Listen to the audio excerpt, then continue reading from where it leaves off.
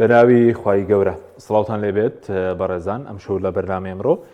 قسە لەسەرەوە دەکەین هۆکاری چیەکە یەکێتی لە تەوتینی موچە پەشیمان بۆتەوە پەیوەندی بە پرسی پێکێنانی کابینەی دە یاخود پەیوەندی بەوەیە کە لەمە دووە پشکی یەکێتیش بدرێت لەو قازانجەی کە لە هەژماری من دەستی دەکەوێت و قسە لەسەرەوەش دەکەین ئایا تەوتین لەمە دووە کۆتایی پێاتووە یاخود ڕێگەی تر هەیە بۆ موچەخۆران ئەوانەی کە دەیانەوێت تەوتین بکەن یاخود جیاوازەکە چیە لە بینی هەژماری من و تەوتین وەقسە لە سەرپرسی موچەش دەکەین ئایندەی پەیوەندیەکان لەگەڵ بەغداد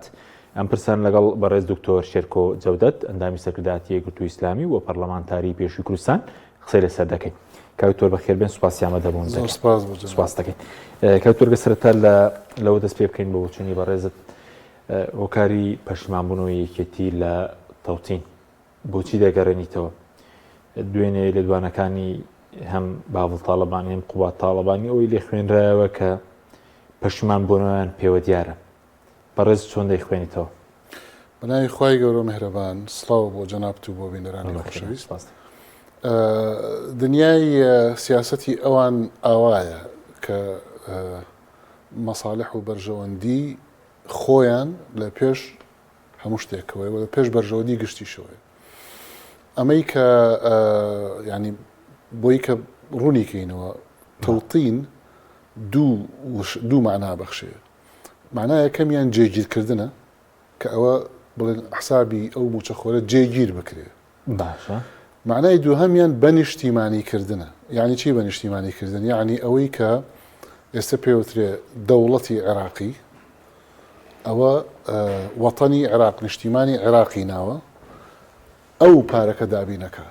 ئەو موچە دابین ئەکە واتە تەوتین ئەکرێ واتە دەوڵەت موچە دابین ئەکە ئەمەی کە ئەو جەدەلەی کە لەسەر هەژماری من و هەژماری ئەوە دروست بووە لە ڕاستیە باس لە تەکنیکی جێبەجێکردنی تەوتینەکەیە یعنی تەکنیکی جێبەجێکردنی ئەوەی کە حکوومەتی فیدراڵ موچە دابین بکە و پارەکە بنێرێ اینجا پارەکە چۆن بگا بە موچەخۆر تەکنیکی گەیشتنی پارەکە پارەی تەوتین بە موچەخۆر. ئێستا ئاخر بڕیاری محکەمەی فیدراڵی ئەوەیە کە خەڵک ئازادە موچەخۆر ئازادە لەکوێ حسابی بانقی ئەکاتەوە گرنگ ئەوەیە کە موچەکەی بۆ تەوتین بکرێ یعنی چی موچەکەی بۆ تەوتین بکرێ ینی دەوڵەتی عێراقی زەمانەتی موچەکەی بکە چۆن پێی ئەگا طبعاً لەم لا ئەوترێ لە ڕێی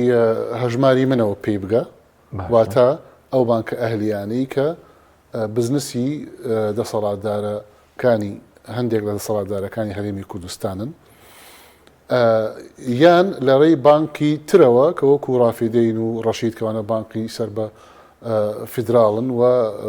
معتەمەدی بانکی مرکزی عێراقیشن و ئێستا دوو حەدەسی زۆر گرنگ هەیە کە تێهەڵکێشە لەگەڵ ئەم باسی تەوتینەیە کە یەکێکیان سنتەری و بەرهێنا دروستکردنی سنتەری و بەرهێنانە لە هەولێر لە بەرامبەرە دروستکردنی سنتەری داراییە و بۆرسەیە لە سلەیمانی ئەم دوانە ڕێک بەرامبەرێنە یەکتری ینی ململانەی یەکێتی و پارتی ئابووریە لە ئەسڵە ینی پەیوەندی بە ئابووری و بەرژەوەندی ئابووریەکانەوە هەیە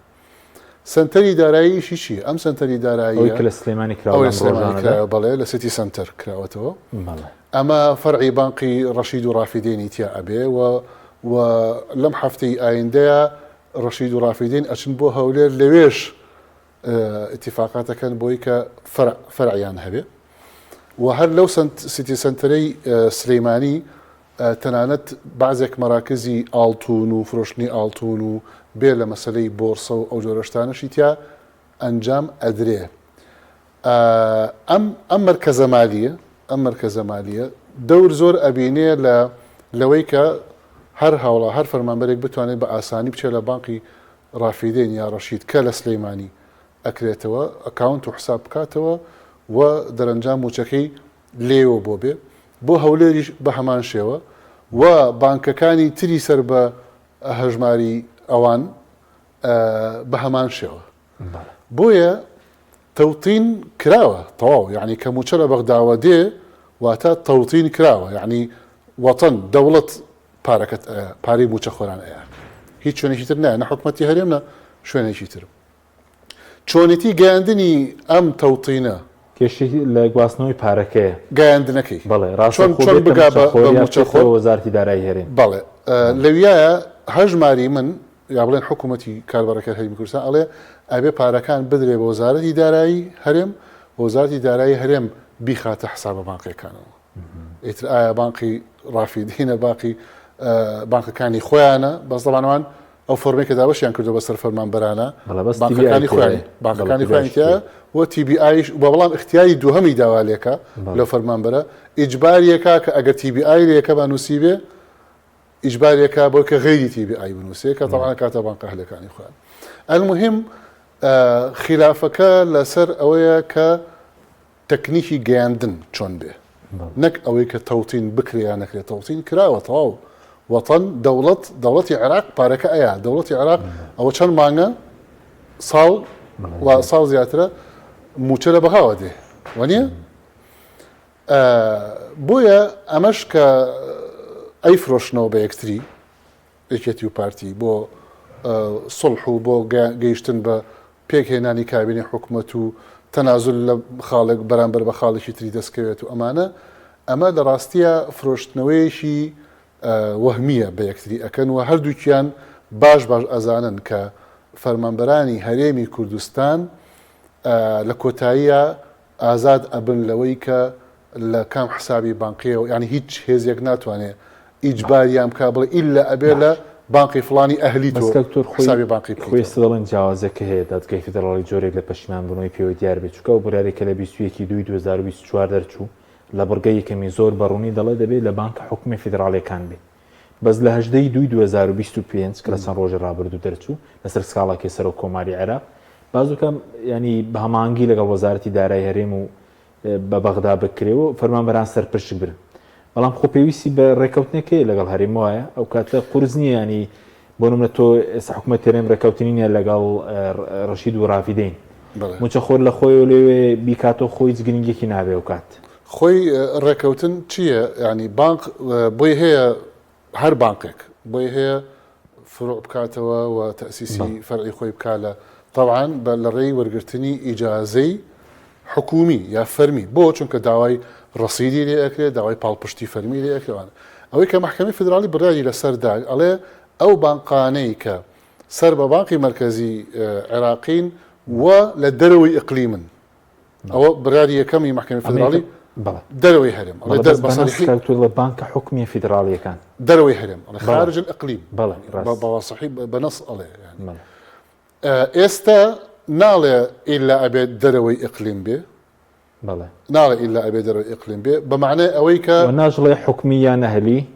خۆی حکومەکە چۆن ئەڵێ مۆڵەتی هەبێ ینی سەر بە بانقی مرکزی عێراقی بێ بۆیە تەفسیری سەر بە بانقی مرکزی عێراقی ئەو بانکانەش ئەگرێتەوە کە مۆڵەتیان لە بانقی مرکزی واتە زەماناتی بانقی مرکزیانە خۆی ترسەکە لەوایە ئەم بانکە ئەهلیە سبەینێ دایخست و ڕای کرد و ئیفلاسی کرد کێ مافی ئەو موچە خۆرە ئەپارێزێ سەرمایەکەی لە بانکی ناوەندی بەخەدەراوی بەڕەموچێنە بێ کە پێدرێ بۆ نمونە 200 ملیاری پێدەدرێ دەبێت 200 ملیار سەرمایی هەبێ لە بانکی ناوەندی ئەوەی کە بانکی مەدعوم بێ یا پاڵپشتی بانکی مرکزی هەبێ یعنی چی یعنی ئەمە مەسنودە یعنی ترسی فەوتاندنی پارەی نییە لەبەرەوەی کە ڕەسیدی حجز کراوە و بە سەرمایەیەکی باشەوە چۆتە ناو مۆزوعەکەوە و بانقی مرکزی حیمایە ئەەکە یعنی ئەگەر بێت و ئەو بانکە ئیفلاسی کرد دەوڵەتی عێراقی زەمانەتی دابینکردنی موچەکە ئەکا نەک ئەوەی کە ئەو بانکە ئەهلی بێت و دواتر ئەو موچەیە بفەوتێک کە کاتێک ئەو بانکە ئیفلاسە کاتیەوە ئەوە ئەلەویایە یعنی خەلە لە سەرەکیەکە بە هەر حاڵ مەسلەی لە بینی تەوتین و لە بینی هەژماری من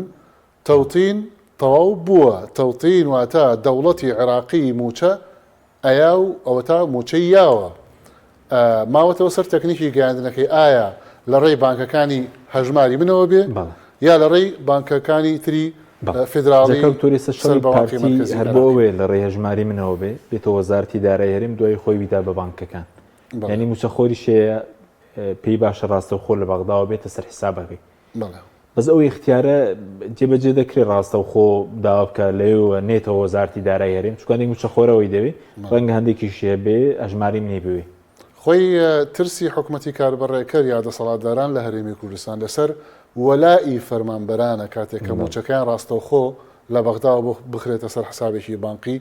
تایبەت بە خۆیان و لە هەر حواڵە لە هەر شوێنێکەوە دواتر بە ئاسانی بتوان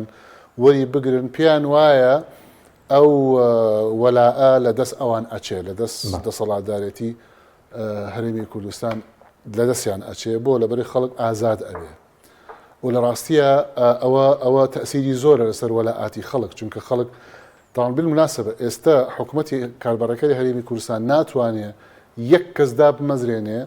بە خلافی ئەو لیستەی کە تەسبیت کراوە و لە بەغداوە احتیمادی کراوەتە سەر کە بڵێن لیستی موچەخۆرانی هەرێمی کوردستان و ناشتوانێت یەک کەس لا ببە بەبێ تەبریری قانونی بەبێ ینی ئیجراءاتی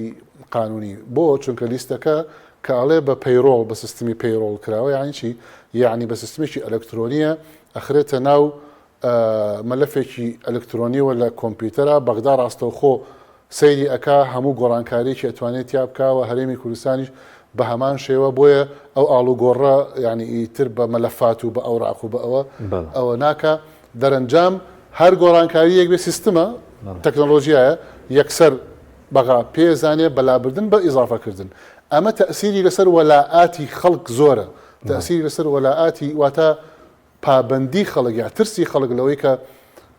ئەم حزب ئەم دەسەڵاتدار نەقلی نەکا مەسەلەن یا بڵین معاشەکەی نەبڕێ فەسلی نەکا ئەوەی نەکە ئەو فشارانەی کە خەڵکی پێ ئەترسێن بەرامبەر بە کڕینەوەی مەواقف و ئەوەی وەلاءاتی خەڵک باش ئەمە واقعەکە ئێستا بەرەو حەلبوون ئەڕوا ینی بەرەو کۆتایی ئەڕوا ئەوە نییە بڵێ بە پێچەوان نەخێر بەرەو کۆتایی ئەڕوا حکوومەتی کاربڕێکەری هەرێمی کوردستان چۆن ناچار کرا بۆ مەسلەی نەوت و فرۆشتنی نەوت و لە ڕێی سۆمۆ و بوارەکانی تریش ئەمەش بێگومان لە دەرەنجامە هەر وای لێدێ کە ئەو موچەی کە تەوتین کراوە و بەغدا ئەیدا لە ڕێی بانقێکی متمانە پێکراوی خاوەن ڕەسیدی مجاز لە بانقی مرکزیەوە ئەو موچەخۆرە لە حسابی خۆی و موچەی بۆ خۆی کاکتۆر دەڵێن هەموو بانکانێک کە لە هەژماری من مۆڵەتی بانکی ناوەندیشان هەیە مۆڵەتی بانکی ناوەندی عێراق ینی بەڕێزت پێ دوایە ئەوە ڕوودەدات یانی ئەوەی کە لە هەژماری مشکرابێ ڕۆژێک لە بەغداوە تەمویلەکەی بێت نەچێتەوە وەزارەتی دارایی هەرێم ئەنجا ئەوە کێیە بۆ بەپێی دەستوری عێراقی باش بەپێی دەستوری عێراقی حکوومەتی عێراق ناتوانێت پارەی موچەخۆر معاشی موچەخۆر باتە دەست بانکی ئەهلیەوە یعنی بانکێک کە وەکو بڵێ کۆنتترۆل نەکرابێ یا مەسنود نەبێ ئەلویایە خۆی گرێکە بۆ چونکە ئەوە پارەی موچەخۆرە معاشی موچەخۆرە لە مالی عامەوە واتە لە مالی وەتەنەوە لە مالی دەوڵەتەوە پێی ئەدرێ بەرامبەر بەوەی کە فەرمانبەری دەوڵەتە فەرمانبەری حکوومەتە یعنی ئێمە سەر بە دەوڵەتی عێراقین یعنی ئێمە دەوڵەتێکی جیانین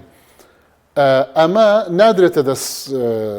دوکاندارێک نادرێتە دەست بانقیشی لابەلای ئەهلی و ئەوانە بڵێ تۆ بڕۆ موچەکەی بەرێ بۆ چونکە مستەلیم ئەو کاتە بانقەکە ئەبێ نەک موچەخۆر سبینێ خواردی فێڵی لێکرد هەرچێکی لێکرد نابێ ینی قانونیەن نابێ ئەوە ماوەتەوە سەر ئەوەی ئەی حەل چییە حەل ئەوەیە ئەو بانکەی کە بانقی مرکزی عێراقی متمانەی پێیەتی وە کۆنتترۆلی کردووە و وەکو بڵێ ڕەگ و ڕیشەی بەدەست بانقی زەمانات لای بانقی مرکزیە ئەو بانقانە ئەکرێ پارەی عام ئی دەوڵەت کە بۆ موچەخۆرە لەویادا بڕێ و تەوتینەکەی تیا جێبەجێ بکرێ بۆی کە بگەێنرێ بە فەرمانبەر لەڕێ ئەو حسابە بانقیەوە ئەینە تەوتین تەواو بووە دەوڵەتی عێراقی موچەی موچەخۆرانی بەزی سار حکوومەت بە ئالێتی ئەوەی دەیدات بدێتە وەزارەتی دارایی هەرێم ئەوانەی کە ئەلیا ئیتر وەکوتم بزنسەکە یعنی لەویا یعنی چی فەرقەکە وەزارەتی دارایی حکوومەتی هەرێمی کوردستان وەری بگرێ و بیدا بە موچەخۆر یان ئەو موچەخۆرە لە حسابی بانقی موچەکەی بۆ بێ یعنی چی فەرقەکە ئەگەر باسیش لە دەسەڵاتە تۆ لە ئەسڵا لیستەکە چه ئەینێرە لیستەکە حکوومەتی هەرێمی کوردستان ئەینێرە وەنیە لەبەرەوە دەسەڵاتەکە هەر ماوە هەر قائمە بەڵام ئالێتی گەیاندنەکەی چۆنی بێ وا باشترە وا مەزمونترە کە لە مالی عام لە دەوڵەتی عێراقیەوە ڕاستە خوبتێتە سەر حسابی بانقی ئەو فەرمانبەرە و ئێستا هەرێم ئێستا پارتی و لەگەڵ یەکێتی ئێستا ئیش لەسەرەوە دەکەن بێتەوە وەزارەتی دارایی هەرێم دوای دابەش بکرێتەوە ئەو کاتە ناوی دێنرێت تەوتین خۆی چەند گرەیەکی تایە نا ئەو کاتە نابێ بە تەوتین بۆچی نابێ بە تەوتین لەبەرەوەی کە پارەکە ناگا بە موچە خۆ ڕاستە پارەی مالی عامی عێراق دەوڵەتی عێراق ڕاستەخۆ ناگا بە موچەخۆرەکە بۆیە موچەخۆرەکە یعنی مستەلیم نییە لەویە طرفی سێهەمیەتە ناو مۆزوعەکە کە ئەو بانقەیە بەڵام خۆی گرەی تریتیایە ئەو ناوانەی کە نایانەوێت کەشف بێ ئەو 36,000 کەسەی کە حیمایەی ئەم دەسەڵاتدارانن ئەم دەسەڵاتە باڵا دەستانن کە نایانەوێت کەشف بن یعنی نایانەوێت ناویان بزانرێ نایانەوێت بۆیە لە ناو هەژماری من و ئەوانە ئایان شارنەوە بۆی کە تایبەت بێ بۆوان بۆیە وەزارەتی دارایی هەرێم وەری بگرێ پارەکە دواتر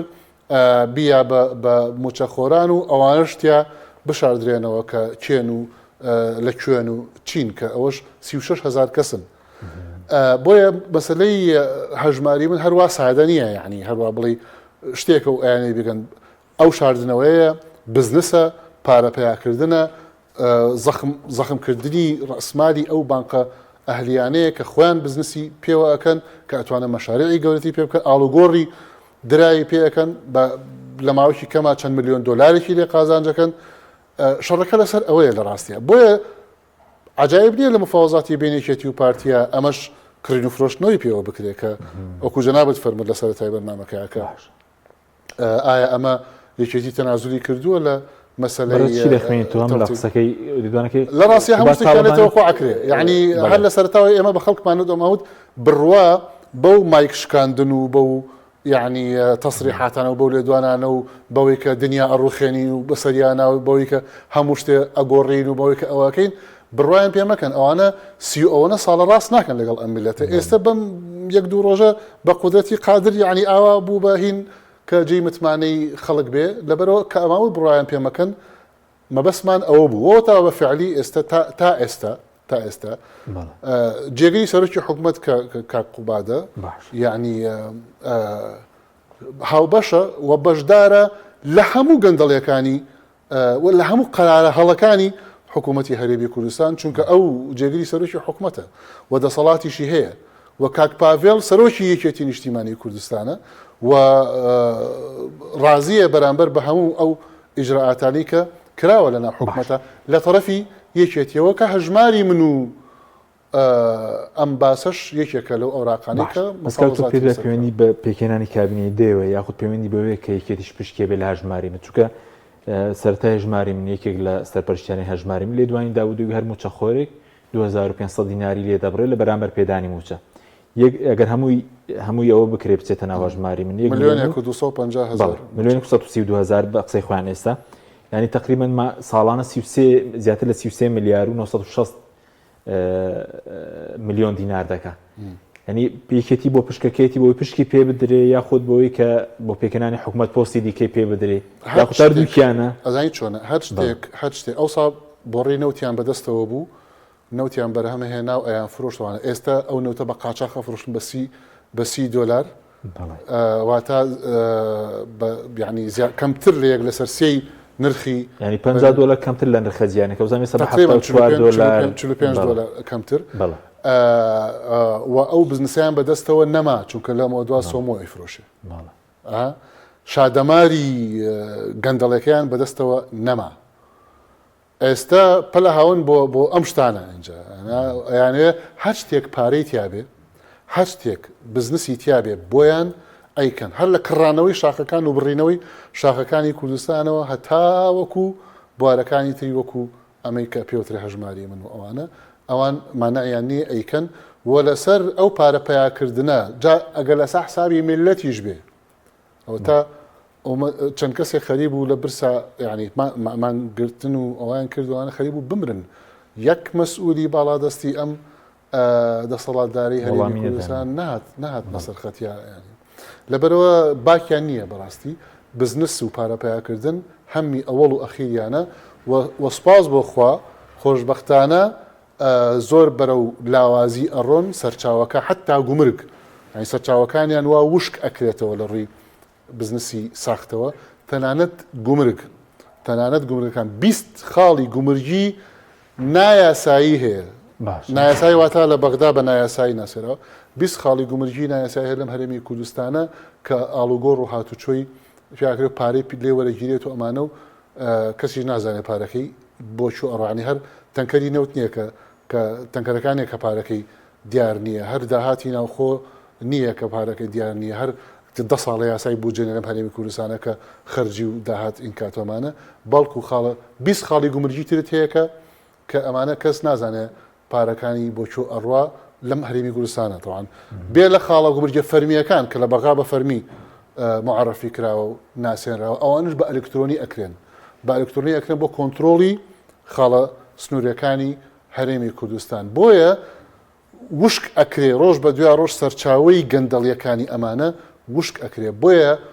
شەڕیانە لەسەر ئەم شتانی تریوەکو هەژماری بەزم جارە بەتەوەت لێرەیەکێتی دەتوانێت لە بەردەم هەڵبژاردننی پەرلەمانی عێراقیش داین دەتوانن ئەم جارە باوەڕ بە خەڵکە ئەگەر مایکێک بشکێنن باسی تەوتیم بکەن ئەم جار خەڵک لیان وەرناگرێ وەڵامی دەنگدەران و خەڵکی تایبەتی سنووری سلێمانی ماوەکی زۆر خەڵکیان بەوە مەژغوڵ کردبووە تا فۆرمی TBIیان تەزویر کردبوودا بەشان دەکردوتیان بۆ تەوتین و ئەوەیە بەڵێ لە ڕاستیە ئەم پرسیارەی جەنابەت پرسیارێکی زۆر قورسە پەیوەندی بە تەحلیلی سایکۆلۆژیای کۆمەڵایەتی کۆمەڵگەی ئێمەوە هەیە کە بە کورتیەکەی کە زۆر ئەڵێن خۆش باوەڕین عاتفین زوو وەکو بڵێ شتمان بیرەچێتەوە زوو تاریخمان زوو ڕابردوومان بیرەچێتەوە لەو ڕوانگەیەوە لەوانەیە ئەم جارەش حەقاتێکی تر بدۆزنەوە و عاتفەی خەڵکو و سۆزی خەڵکو و هەڵخەڵەدانتێنی خەڵکیشی پێ ئەنجام بدەن وەکو جاری پێشوو کردیان و جارانی پێشتریش هەر کردویانە و ئەوە بەڵگەش ئەوەیە کە ئەوە تا لە ئاهدی کاک پاڤێڵا کە بڕیار بوو دنیا بگۆڕێ لە ئاهدی کاک قوبادا کە جێگری سەرۆکی حکوومەتە لە ئاهدی ئەوانە ئەوە تا هیچ گۆڕانکاریەک بە پێچەوانەوە بەرەو خراپتر یان بردووە بەرەو باشتریان نەبرد باش هەڵچوونەکەی قوبات تاڵەبانی چۆن دەبێنی لەسەر تەوتین کە وەڵامی ڕۆژنامە نووسیندا لەبەر ئەوەی کە مەوزوع بێنیتی با بە مێشکی خەڵکان بەڵێ دیارە کە ئازادیان گەیشتووە بۆ لەبەرەوەی کە ئەوەی لە بەرژەوەندی خەڵک بێ ئازاری ئەوانەدا چونکە بە پێچەوانی بزنسی تایبەتی ئەوانە بزنسی تایبەتی سیاسەتمەدار و سیاسی ڕێک پێچەوانەی بەرژەوەندی خەڵک و بەرژەوەندی گشتیە لەبەرەوە هەر کاتێک کە ئاوا تەعارڕزەکە ئەو دەسەڵاتدارە هاواری لێ هەڵەستێ و خۆی پەستەکە و خۆی بێتاقەتەکە کە تەواان بە پێچەوانەی بەرژەوەندی گشتی ئەجینا ئەگەر ڕاست ئەکەن فەرمونون لە تەوتین ئاسانتر نییە کە زۆر بە ئاسانی ئەتوانن بەیاناتی سلەیمانی و ئەوە نەسێکی یاساییشە ینی لە یاسای موازنەی عێراقی کە ئەتوانن پارێزگای سلەیمانی هەموو بەیاناتەکانی ڕادستی وەزارەتی دارایی عێراق بکرێ و لە بانقی ڕافدین و ڕەشید تەوتینی تەواوەتی بکرێ بۆ گشت موچەخۆران بۆ نایکەی دادگای فیدراڵیش ڕێگەی داوە یەکەم جار کە ئێستش هەر ڕێگەی داوە ینی ئێستش براری محکەمی فیدراڵی استراتیژیاتی برارەکەی نەگۆڕیوە تەکنیک و وردەکاری یان دەرگای کردوێتەوە بۆ وەکو بڵێ مرونەتی زیاتر ئەینا تەوتین هەر تەوتینە و زۆر بە ئاسانی ئێستا پارێزگای سلێمانی دەتوانێت تەوتینی هەموو موچەخۆرانی بکا لەگەڵ بەغدا زۆر بە ئاسانی بەیاناتەوە معلومات شش معلومەیە لەسەر هەر فەرمانبەرێک ئەتوانێت بیدا بە بەغدا و تاو بەڵام بۆ نایکەن لەبەرەوەی کە وەکو عەرزم کرد جەنابەت پرسیار کرد بۆ کاقوبات بێتاقەت بۆ لەبەرەوەی تەعارڕوزی بەرژەوەندی تایبەتی ئەوان لەگەڵ بەرژەوەندی گشتیا تەعارڕوزی کردووە بۆیە لەوێ دنیاتان تێکداوە میلەتان تێکداوە یعنی وەکەوەی کە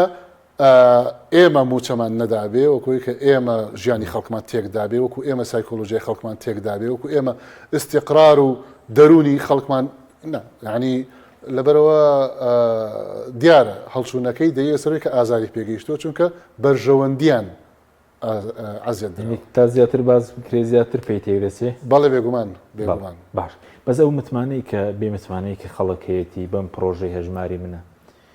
پەیوەندی بە ماوەڵی ڕابردوویە کاکتۆر ئەوەی کە بۆ نمونە 15 موچیان پێشتر بە تەواوەتی نەدا ئەگەر موچەی مانگی 12 حساب بکەین ئەوە 16 34 موچە بە پاشەکەوت دە موچە بە لێبڕینەوە پەیوەندی بە مامەڵە خراپە هەیە کە بڵێن دەسەڵاتدارن لە ساڵی ڕابردوو لەگەڵ موچیان کردووە بۆی خەڵک ئاوا بێ متمانەیە پرسیارە جدیەکە ئەوەیە ئەم سووربوونە لەسەر چەند بانقێکی ئەهلی بۆ هەر خۆی ئەو سووربوونە لەسەر ئەوەی کە نەخر ئیلا ئەبێ بانقی ئەهلی بێ بۆ نییە؟ بەڵێ ئەمەیە دوو تۆ بانقی حکومیت هەیە لە هەرێمی کوردستان وایە لە نۆت بانک بەڵێ بانقی حکومیمان هەیە لە هەرێمی کوردستان یعنی بانکمان هەیە سەر بە حکومەتی هەرێمی کوردستانە بۆ ئەوانە ناهێنیتە ناو باسەکەەوە خۆوانە بانقی حکومین ئەها بۆ سووری لەسەر چەند بانقێکی ئەهلی ئەلەقل تۆ ئیشەکە بسپێرە بە بانقە حکومیەکانی سەر بە حکومەتی هەرێمی کوردستان لەویا بەوازەحی بۆمان دەرەکەی بانکەکان حکومەت پێشکەوتونین بێکەوەنەوەراونەتەوە نەخێر بۆ پارە زەخمەکانی خۆیان لێوە ئاڵوگۆڕی پێک ئەی چۆن دەستیان برد بۆ 3 ملیار دۆلاری پارەی مقاولەکان و لە بانکە حکومیەکانی خۆیان دەریان هێنا ئەی چۆن بیرمان بکەوێتەوە ئەو شتانە کابێ نەخێوانیە بانکە حکومیەکانی سەر بە حکومەتی هەرێمی کوردستان کەفاەتیان قودرەتیان توانایان هەیە ڕاستە هەندێک پێویستیان بە بەعزێک ینی هاوکاری تەکنۆلۆژی بەعزێک هەیە بەڵام کەفاەتیان هەیە ئەگەر نیەتی بۆی دروستکە وە خۆ عملەیەکی زۆر قرس نییە 33 ساڵە بۆت نەکردووە بۆ نایسپێری بە بانکە حکومیەکانی سەر بە حکومەتی هەرێمی کوردستان بۆ سووری لەسەر چەند بانقێکی ئەهلی سووربوونەکەی وازەحە بزنسی شخصیە وە لەوێەوە بزنسی شخصی ئەکرێ بەڕێزان ئەبێ یعنی وابزانام خەڵک باش لەمە تێگەیشتووە کە ئەوەی کە ڕوو ئەدا لە گەندەڵەکانی هەرێمی کوردستان گەندەڵی شخصین بۆ ئەشخاصن یعنی بۆ حزبەکانی ژنین بڵێ وڵا حزبی فلان هەمووی لێ حەساوەتەوە هەمووی وەکو یەک بەسەردا بەشەگرێتەوەمانە وانە ئەوەی کە هەیە چەند دەسەڵاتدارێکن ئەمەکەن بۆیە هەر کاتێکە مەلەفی نەوتێتە پێشەوە سەرۆکی هەرێم کە کانیژیروان بارزانیە ڕاکا لەگەڵ بەغدایە دانیشێتوانە بۆ چونکە مؤسسی و ئیمزاکان لەسەر عقودە نەوتیەکان ئیمزای نەژیروان بارزانی لەسەرە ئەو عقودەکانی کردووە زۆری هەمووینا زۆری ئێدەی کەوابێ مەلەفی نەوت و باسی سەفەقاتی نەوت و باسی گۆڕانکاری لە ڕەگ و ڕێشی ئەم مەوزوعانە و هەژماری من و غێری هەژماری من چەند شەخصێکن ئەوان ئیدارەی بزنسەکە ئەەکەن و بزنسەکەش بۆ ئەوانە لەوەیە بزانە لە 10 ساڵی ڕابردووە چەند ملیاردێر دروست بوو لەم هەرێمی کوردستانە یعنی یەکێک لە هۆکارەکانی گواستنەوە یەکێک لە سیمکارتەکان کە ملیارێک و 300 ملیۆن دۆلار غەرامەیە چێتە سەر وە نەیداوە بۆ لەبەرەوەی سەر بە دەسەڵاتدارێکی ئەم هەرێمی کوردستانەیە ئەمە چییە؟ وەڵامە دش بە کورد و کوردایەتی کراوە ئەمە لە کاتێکا خۆی غەرامەیە ئەگەر دش بە کوردایەتی بکرایە بەرامبەر بە سیمکارتەکانی تریش یا کۆمپانیاکانی تری گواستنەوەش ئەکرا لەبەر ئەوە وازەحە کە یعنی ئەم میلەتەوە بە قوربانی چەند کەسێک کە بزنس ئەەکەن و دەسەڵاتدارن لەوە زیاتر هیچی تر نییە حەقایق لە سەرەوەیان تێریش ناخۆمەوە بە داهاتی ناوخۆ بێ داهاتی قاچاغی نەوت بێ ئەو باز و ڕوسماتە زۆرەی کە لێرە هەیە و ململانێژەکەن لە پێناوی ئەوەی کە کامیان زیاتر بەرێ بۆیە یەکێتی ئێستا داوای 50-50 لە حکوومەت لە هەموو شتێکەوە لە دەسەڵاتدارێتی لە هەموو شتێوانە پارتی ڕازی نییە ئەڵێ بە پێی سەنگی هەڵبژاردنت مامەڵەت لەگەڵاکەم و ئەو لە مفاوەزاتان یعنی باس لە مەسەن نەمان بیست پرۆژەی تەفاوزی نێوانیان ئەوە بێ کە کامە لە بەرژەوەندی میلەت و کاراکردنەوەی پەرلەمان و مەسەرەن سوڵتەی پەرلەمانی و حیمایی پەرلەمانی و سزادان و لێپرسینە و یا مەسەرن بوترێ ئەبێ ئەو مەلەفاتەی گەندەڵی هەڵ بدرێتەوە و سزای دەسەڵاتدارەکە بدرێت و یاها شتانێکە لە بەرژەوەندی ئین بێت لە مفاوزاتیانە نییە کە لە بەرژەوەندی گەل بێ ئەوەی کە لە مفاوەزاتیانە هەیە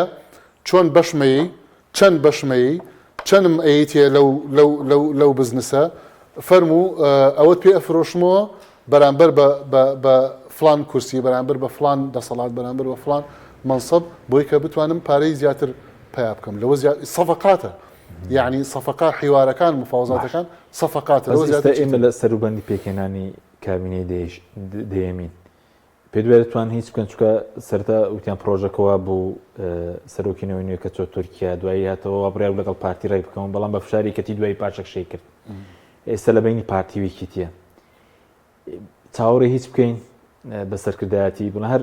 ئەوانەی کابینەی نوێیان بەڕێوە برد لە پرسی موچە لەگەڵ بەغداد ڕێکەوتن چاوەڕێ هیچی خێریان لێ بکەین نەخێر بۆ لەبەرەوەی کە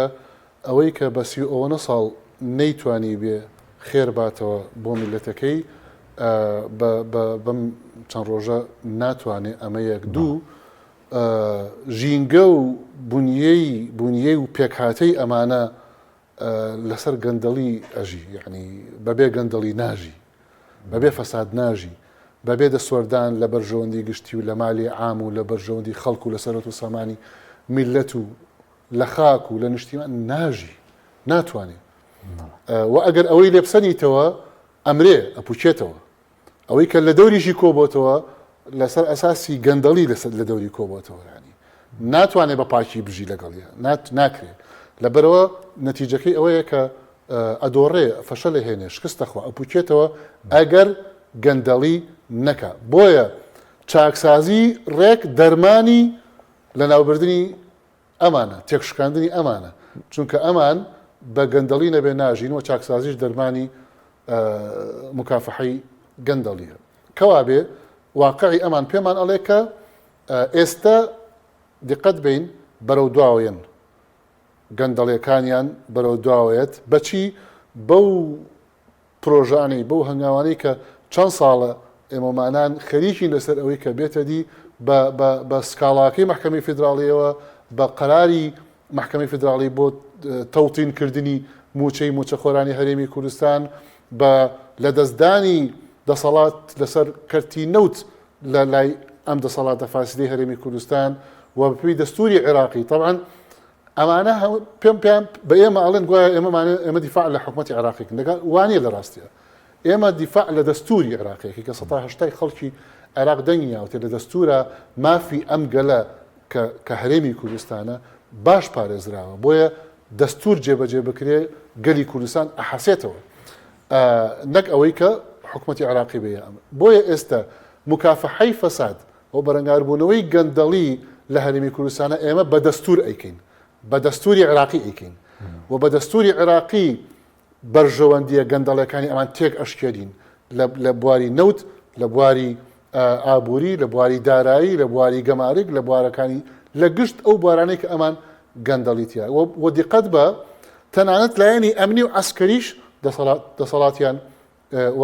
و نامێنێ بۆ لەبەرەوەی کە فاسدن و ئیدارەیەکی فاسدیان کردووە بۆیە ئەچێتە ناو مەنزومەی دەستوری عێراقیەوە ئەمە ڕێک ئەو نەتیجەیە کە هەموو دەسەڵاتدارێکی فاسد نەتیجەکەی هەر لە دەستدانی ئەو دەسەڵاتە و تێکشکانە و ئێمە ئێستا بەرەو ئەوە ئەڕێین بۆیە بەڕاستی بەش بە حاڵی خۆم گەشتبینم بەوەی کە لە ئایندێکی نزیکیشە نەک دوور ئەم ئیسلاحاتانە بە جێبەجێکردن بەرقەرارکردنی دەستوری عێراقی بێتە دی کە لە بەرژەوەندی خەڵکی هەرێمی کوردستان و لە بەرژەوەندی گەلی عێراقیش لە هەمان کاتە بۆیە دەستوری عێراقی هەمومان بەڕاستی ئەبێ داوای بەرقەراربوونی بکەین و ئەوە گەورەترین زەربەیە بەرامبەر بە دەسەڵاتدارە گەندەڵەکان چ لە هەرێمی کوردستان بن یا لە عێراق بن یا لە هەر شوێنێک لە بەرژەوەندی خەڵکە بۆنمە دەواازە سنووریەکان لەژێر کۆنتڕۆڵی عێراقدا بن دەستورا بن لەژێر کۆنتڕۆڵی هەڵ بەش بێ دەستور لەژێر کۆنتڕۆڵی سۆمۆ بێ بەڵێ دەستور ئەڵێ بێ شەفاف بێ دەستور ئەڵێ ئەبێ بگەڕێتەوە بۆ خەڵک ئەوەی کە پیا ئەکرێ بگەڕێتەوە بۆ خەڵک دەستور ئەڵێ ئەبێ لێپرسینەوە هەبێ دەستور ئەڵێ ئەبێ محاسبە هەبێ دەستور ئەڵێ ئەوەی کە سەرپێچی بکابێ سزا بدرێ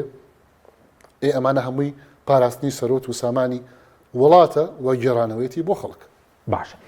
لەسەر پەرلەمانی کوردستانیش بڕۆنیستە کە لە مانگی دەوە هەڵبژاردن کراوە 4 مانگێکە پێ دوایە بەم زوانە بکەوێتە کار یاخود ئەگەر بشکەوێتە کار ڕۆڵی پێدەدرێ توانین ڕۆڵێک ببینێت لە پرسی موچە بێ داهات بێ یاخود ببینە خاوەن یاسایەکی بوجە لە کوردستان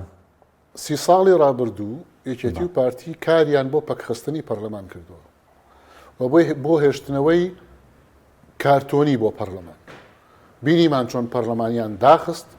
2 ساڵ زمانی دکتۆر یوسف کە سەرۆکی پەرلەمان بوو و دواتریش هەر بینیمان چۆن پەرلەمانیان پەکە خست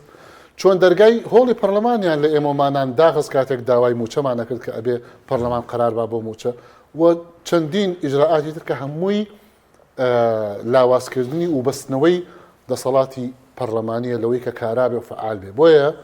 هەتا یەکێتی و پارتی مابن هەتا ئەم دەسەڵاتدارە فاسیدە طبعا هەموو یەکێتی و پارتینا دەسەڵاتدارە فاسیدەکەی هەرێمی کوردستان لە دەستڕۆیشتووەکانی یەکێتی و پارتی مابن ئەم پەرلەمانی هەرێمی کوردستانە نابینین ئازاد بێ کاریگەر بێ فعال بێ ئاکتیو بێ لێپرسینەوە بکە سزا بدا یاساکانی جێبەجێ بکرێ و پەیڕەو بکرێ و هەتا دوایی سزای بەرپرسان بات و گەندەڵکاران بات و ئەمانە بۆ چونکە وەکو وتم ئەمان بە گەندەڵی نەبێ ناژین ئەم دەسەڵاتدارە فاسیدانە پەرلەمانیش ئەگەر کارا بێ و فعال بێ و دەسەڵاتی خۆی بەکاربێنێ و قەڵەمڕەوی بڕوا ئەوە ڕێک دژی گەندەڵکاری و دژی فەساد و دژی ئەوەیە واتە پەرلەمان ئەبێتە بەهێزترین دەستگا لە حکومڕانی هەرێمی کوردستانە کە ئەمان لەناو بەرێ بۆ یعنی مالیزیا کاتێکە دێراسی ئەوکەی چۆن وازوو گەشەی کرد چۆن ئابووری ئاوا تەقیەوە چۆن چۆ ریزی پێشەوەی وڵاتانی ئابووری پێشکەوتو لە جیهانە بە کاراکردنی پەرلەمان بە کاراکردنی دەستەی نەزاها بە کاراکردنی ئەو ئەساتانی کە بەڕەنگاربوونەوەی گەندەڵی و ئیسلاحاتی جدی ئەکەن ئەویان بەهێز کرد مەهاتیر محەممەد ڕەحمەتی خوای لێوێ ئەویان بەهێز کرد پشتیان گرت و شەقام جەماوەر پشتی گرتن و فعلن توانیان سەرەگەورەکانی گەندەڵی و فەساد و دەسەڵاتدارێتی تەختکەن لە مالیزیا و دەرەنجام مالیزیایەکی خاوەن ئابووری بەهێز خاوەن ئەوەیە پەرلەمان کارا بێ یەکسانە بە لاوازی دەسەڵاتدارە فاسیدەکانی یەکێتی و پارتی نقطە سەری دێر بۆیە ئەم هاوکێشەیە هاوکێشەیەکی سابتە ئەوان هەموو شتێکن بۆی پەرلەمان لاواز بێ ئەبێ ئێوەمانان و ئەوانەی کە ئیسلاحخوازین و ئەوانەی کە ئەمانەوێ ئایندێکی گەشت بۆ ئەم گەلە بێتەدی ئەبێ ئێمە لە بەرەی پاراستنی پەرلەمان و کاراکردنی پەرلەمان و بەهێزکردنی پەرلەمان و ئازادکردنی پەرلەمان لە فشارە حزبەکان سپاس دوو خولەکمان ماوە لەسەر نەوتیش پرسیار لێکم پێشتر بەڕێستەر و کلیژنی سامە سوشتەکان بووی پێدوێت لەو ڕۆژان داهەنادا بکرێتەوە بریکاری وەزارەت نەوتی عێراق سەی کرد بدەڵێ لە قۆناغی یەکەم ئێستا هەرێم بەرهەمی 300,000 185 زیراسی چۆمۆ دەکات 115 بۆ ناو خۆ بەکاردێنێ کوتیانە بۆ ناو خۆ بەکاردێنی خەڵک سوودی بینیوە لە ناو خۆ بەکارێنێن لە ناوتی سیبی ناوخۆیانی پاڵاوگەکانی خۆیان پاڵاوگەکانی خۆیان بەڵێ ناوخۆیانی پاڵاوگەکانی خۆیان ئەها سەیکە تا مەرگ هەر پەلە قاژەیەکەن یعنی لەم چەند ڕۆژەیە بینی ئینشاڵڵا نەوتی هەرێمی کوردستان هەناردە ئەکرێت و دەست پێکاتەوە ئەوانە بەڵام سێری کە بزانن چیان کردو حاکمی فعلی کێڵگەنەوتیەکانی هەرێمی کوردستان کە بەسەر 50 بلۆکی نەوتیە هەموو هەرێمی کوردستان کراوە 50 بلۆک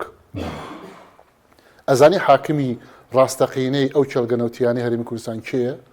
لە نێوان حکوومەتی عێراقی و حکوومەتی هەرێمی کوردستان و کۆمپانە نێودەوڵەتیەکان کێ حاکمەکە کۆمپانە نێودەوڵەتیەکان چونکە پشتی زۆرینەی وەبەرهێنان لەو کێڵگەنەوتیانە بۆ کۆمپانە نێودەوڵەتیەکانە بەپێی ئەو گرێبەستانەی ئەم دەسەڵاتدارە فاسیدانی هەرێمی کوردستان لەگەڵیان ناکردوون ئەمە یەک دوو حکوومەتی عێراقی ئێستا پارەدەرە بەڵام هیچ گرێبەستێکی نییە لەگەڵ کۆمپانە نێودەوڵەتیەکان